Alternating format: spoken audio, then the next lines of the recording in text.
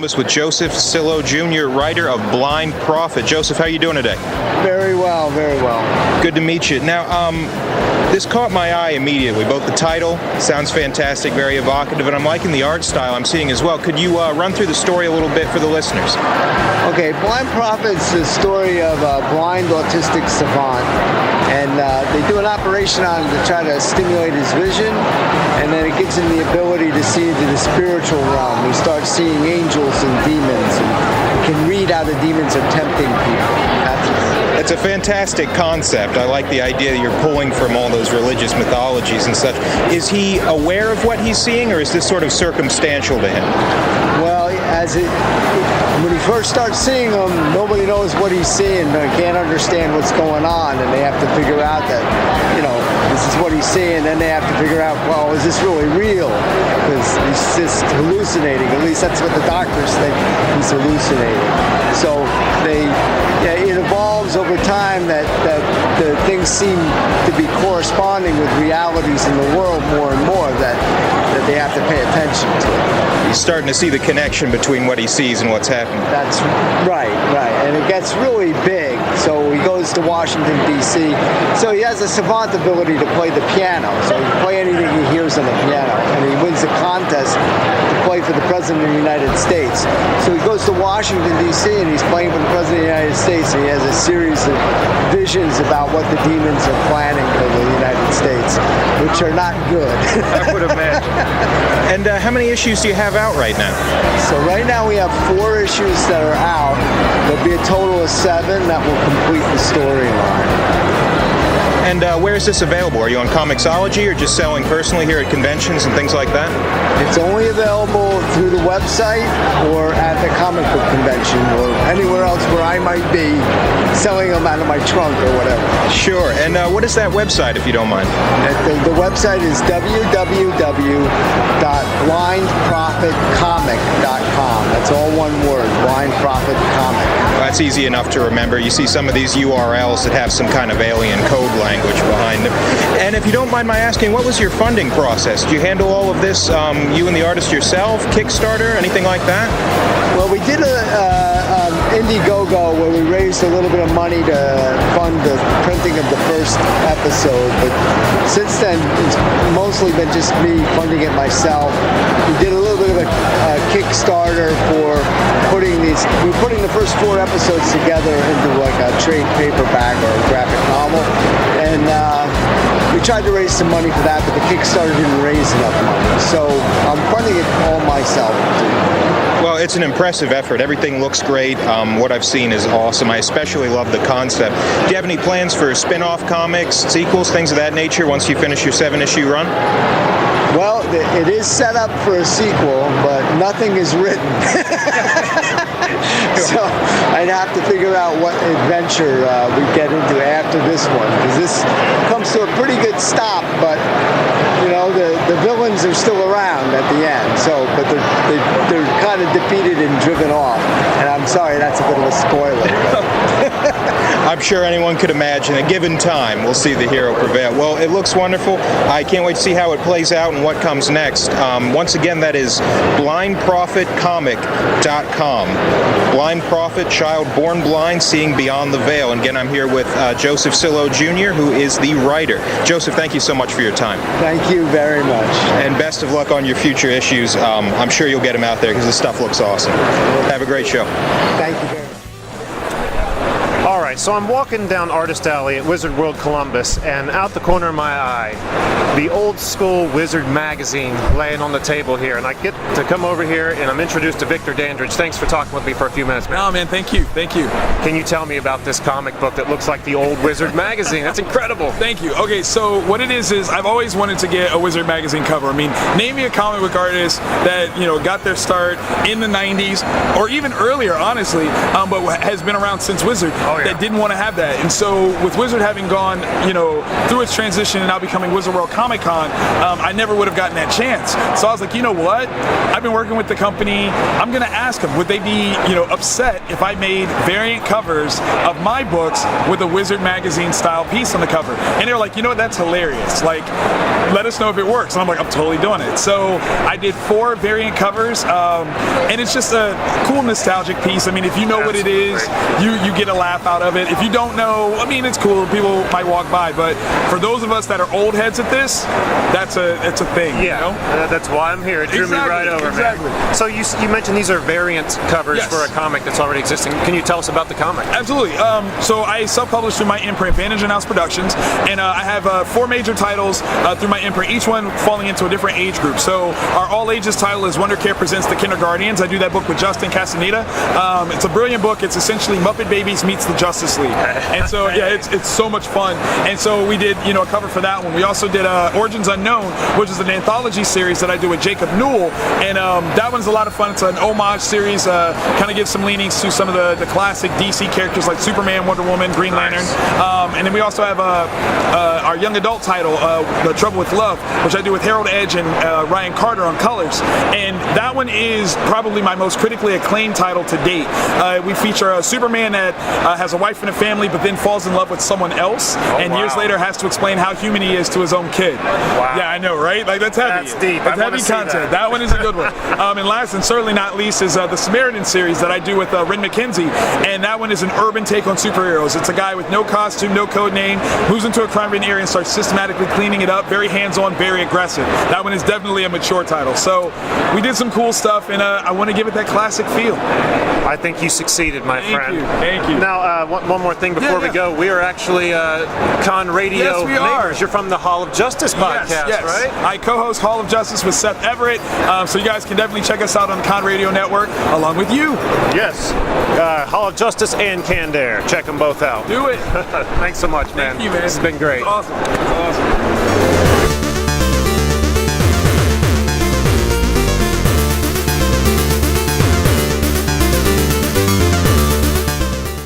Hey everybody, I am here at Wizard World Columbus with Richard Rivera, writer of Wild Bull and Chipper, Stabbity Bunny, to name just a couple. Richard, how you doing today? Great, thanks. Now, we had covered Wild Bull and Chipper in one of our episodes a little while back. Needless to say, we all loved it. Loved the style, loved the jokes, loved the writing, and I'm looking at number 2 right here. Anything you want to say about Wild Bull and Chipper number 2? Well, Wild Bull and Chipper number 2 is premiering as a Wizard World exclusive, and it couldn't be better timed because that issue's title is Sheepnado. I think we can all agree, one of the top 10 comic titles of all time. Might be a little hyperbolic, but I believe it honestly. Now, you've retained the same style, I imagine the same irreverent humor. What's going on story-wise in number 2? Well, story-wise in number 2, we pick up a couple of months after Wild Bull and Chipper first appeared, and now they are actually known worldwide, and they're the first costume superheroes on the planet. As a result, they have the Brownstone of Justice, which just has a banner kind of crookedly hung up in front of Chipper's Brownstone. And they're being interviewed by Don Burgundy, not to be confused with Ron Burgundy. And we find out a little bit more about what's been going on with them. They can't afford to have a full-time job, so they do endorsements instead. And one of Chipper's endorsements that he actually walks out on the commercial is for Fibermax, where he's standing in front of a big wooden dam, and it's like, do you feel like there's a dam between you and regularity? And he goes, I just can't do this, and he walks off stage. Now, they also get called out during the interview on by their very first supervillain, who is Big Bo Peep, who appears to be turning everybody into sheep. Attack Killer Sheep, and thus the Sheepnado, yes. But maybe just the top 100 titles of all time. But Don't sell yourself short. so we also have a crossover by a rather well-known hero who wears a big red S on his chest, very briefly. And we get the idea on the wrap-up of the issue that maybe the world isn't all happy about Wild Bull and Chipper because a big van shows up with a General Ross type character, and it says Big bow is kind of like put on there in paper, Busters, we get the idea that Bull was right behind that. And Bull's there and he's like, wow, you guys got, looks like those handcuffs are strong enough to hold me. You guys built all this just today? That's great, guys, responding to the supervillain.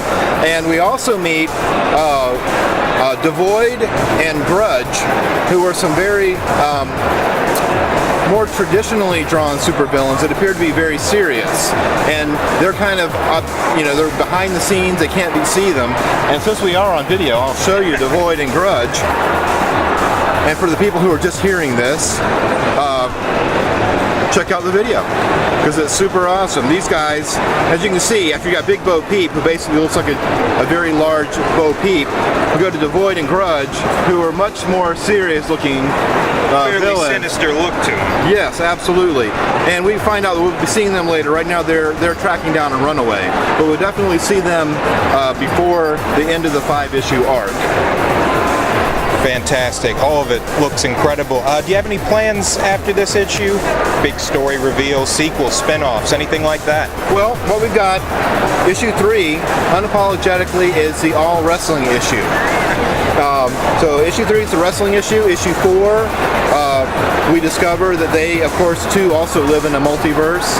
And we meet Wild Bull and Chomper, who this Chipper was doing, instead of doing a book report before he got his powers on beavers, was doing a book report on Tyrannosaurus Rex. As you do. As you do. So, and Bull's going to kind of pine a little bit for having an even cooler sidekick, and actually invite Chomper to stay behind, and maybe Chipper could go on the other Earth and check it out or have a good time. Just imagining what could have been. Right, exactly.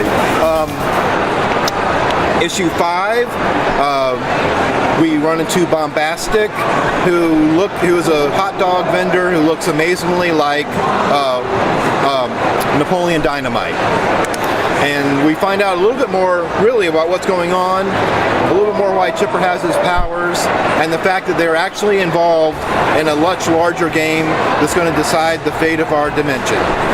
So you've taken this concept, these kind of wacky, up-to-no-good superheroes, and you're introducing them to some serious threats here. Obviously, their involvement in all of these conflicts have some serious implications. Yes.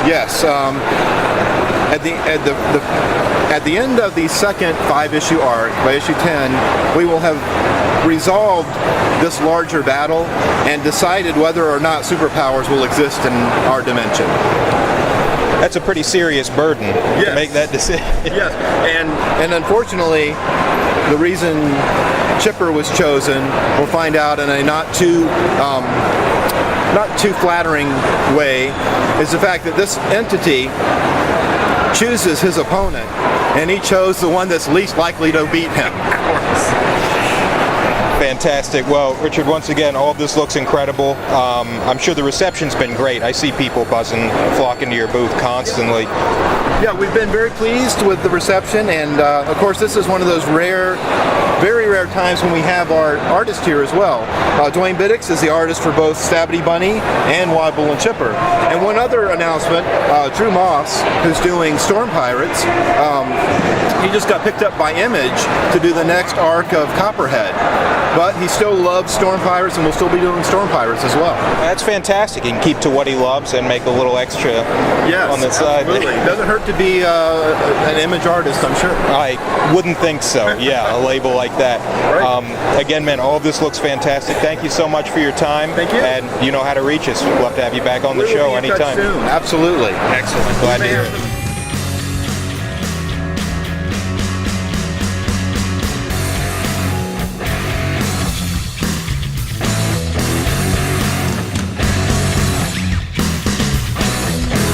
Buffy the Vampire Slayer. Mr. Brennan, how are you today? I'm doing very well. How are you? Fantastic. Thank you. Jumping right in, I was really excited to see your involvement in the Buffy comic book series, Season 10 as a writer. What's that been like for you?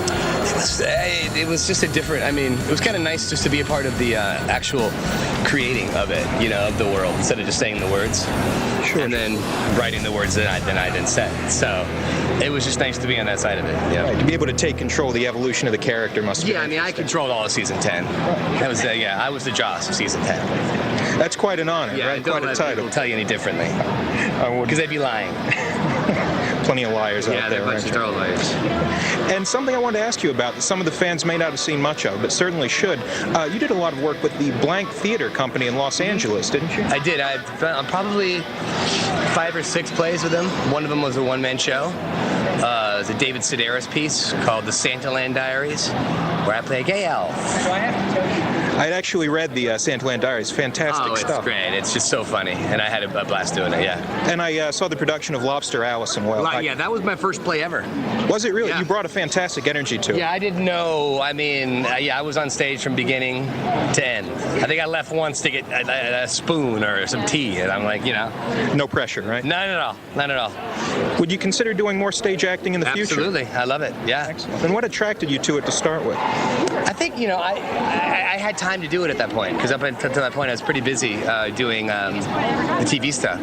And I was asked, and Noah Wiley was a part of it, and that bastard, he's got a photographic memory, so he was off book within like 3 days. And it's my first play, and I'm like tearing my hair. I'm sorry, I'm like tearing my hair out. I'm like, damn it, yeah. So. Some stiff competition. Yeah. And I've got another question for you. This one's just for me. The Buffy versus Dracula arc sees you under Dracula. I'm standing here a bit nervous, I might say, with the legendary Kevin Sorbo. Thanks for talking with me. My pleasure. Good to be here. Have you ever done any of these Wizard World conventions before? I do. I probably do about 4 or 5 a year with these guys. They're great. I think they're the number one in the whole country. I think they do 25 or 30 a year. Yeah. So you see exclusively with Wizard? Not exclusively. No, I do other ones as well. Okay. I've done Dragon Con down in Atlanta, Comic-Con in San Diego. No, I don't. They're not exclusive, but they're probably ones I do the most. Anything about the Wizard World convention that stands out to you? Well, I think what Wizard does is they're kind of controlling it right now. I think they're one of the better ones to deal with. Right. Their team they put together, they know what they're doing when they come to whatever city they go to. They plan it out properly, and fans seem to be happy with them all the time. So they do a great job. They definitely deliver. Yeah. That's for sure. Well, did you yourself grow up with reading comics? I did. I did. What'd you read? Well, I was always making Batman and Superman, but when I got, what's interesting is that when I got my junior high years, I got heavy into mythology, and to end up playing Hercules one day in my life, right. it was pretty funny, and I love those kind of books. So, and obviously Hercules was my favorite character. Sure, it was an amazing show as well. So thank you for that. Is it true you did all your own stunts on that show? I did. I would say, without lying, at least 95% of them. Yeah. That's amazing. It was stupid. Any serious injuries? Well, the worst one is I got a sword to the back of the head, and I woke up in the hospital with a concussion and 13 stitches. And luckily, I got hit with the flat side. If you hit me with that side, I'd probably be dead right now. So they were. And were it was sharp swords. They were sharp enough. They were heavy. We ended up getting away from steel and going to aluminum. Wow. So they were blunt, but at that speed, it's going to hurt. Oh, it hurt. I was knocked out. They brought me to the hospital and concussion and stitches and the whole thing. But I got plenty of after effects. I mean, I've had 3 knee surgeries since then. I've had a lot of running around, a lot of fighting, and a lot of uneven territory, a lot of working out. Yeah, because I played football and basketball my life too. So very cool. It adds up. Now, in Andromeda, you played Dylan Hunt. Yeah. Now, this was the first space captain that Gene Roddenberry created other than... After Kirk. I was the first one. He wrote the series back in 1969. They had canceled Star Trek after 3 seasons. Because at the time they thought it was a failure. Right. The most successful 3-year history show of all time. But I got called from Majel Roddenberry. I was about to sign on to seasons 8, 9, and 10 of Hercules. I was living in New Zealand. Wow. So I filmed it. And I was more than willing to do it, but then Majel Roddenberry called. And you got to understand, as a kid, I grew up with all the reruns of Star Trek. So from junior high to college, I probably saw every episode 50 times. So for me to do something that Gene Roddenberry created, I wish I would have met him. He died in the early 90s. Sure. But to meet Majel and have her call me directly and say, Gene would have loved you to play this captain. And I was like, I said, I don't even need to see the script, I'm in. What an honor. That was bad. And we had 5 years. We would have gone longer. We were the #1 show in first-run syndication. Stargate never beat us in the ratings yet. They got a 10-year run. But because we were owned by Tribune Company, which went bankrupt, they had to freeze all their assets. And unfortunately, we were like one of the ones making money for them. Now with mediums like Netflix, always a possibility. It'll be out next year. Finally, it's coming out on DVD. I have 1 full season, 110 episodes at the desk that I'm selling out. Hopefully, it's no kidding. Yeah. Now, any chance of those last seasons that didn't get made ever being remade? I don't think this late. I don't think this late. I wish I'd do it. Sure. But it's it's 10 years later. Yeah. But would I do it? Yeah, I'd do it. Yeah. Fans